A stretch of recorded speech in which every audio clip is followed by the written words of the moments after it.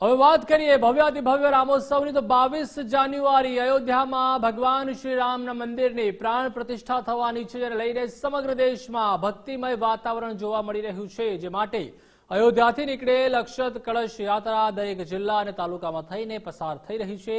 ત્યારે અક્ષત કળશ યાત્રા બોટાદના પાળિયાદ રોડ ખાતે ભજનાનંદ આશ્રમ ખાતે આવી પહોંચી હતી, જેનું ભવ્ય સ્વાગત કરવામાં આવ્યું હતું, જેનું પૂજન કરી ભવ્ય સ્વાગત કરાયું તો બાળાઓ દ્વારા તેનું સામૈયું પણ કરાયું હતું। આ અક્ષત યાત્રાનું ભવ્ય સ્વાગત કરવામાં આવ્યું એ રાષ્ટ્રની અંદર રાષ્ટ્રપ્રેમની જાગૃતિનો બેનમૂન દર્શન છે અને સમાજની સમરસતાનું અદ્ભુત દર્શન છે।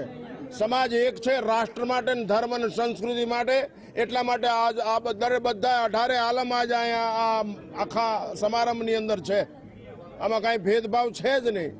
આ એક જ વાત છે કે રામ અમારો માલિક છે, અમે રામના છીએ, રામ જ અમારા માટે સર્વસ્વ છે અને રામ જ આ રાષ્ટ્રનો પ્રાણ, આબરૂ, ઓળખાણ, કવચ બધું રામ જ છે।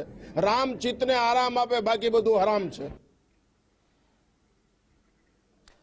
તો મહંત અને સંતો દ્વારા અક્ષત કળશનું પૂજન કરવામાં આવ્યું હતું। અક્ષત કળશ યાત્રા સમગ્ર દેશમાં ફરી રહી છે, ત્યારે નાની બાળાઓ દ્વારા તેનું સ્વાગત પણ કરવામાં આવ્યું હતું।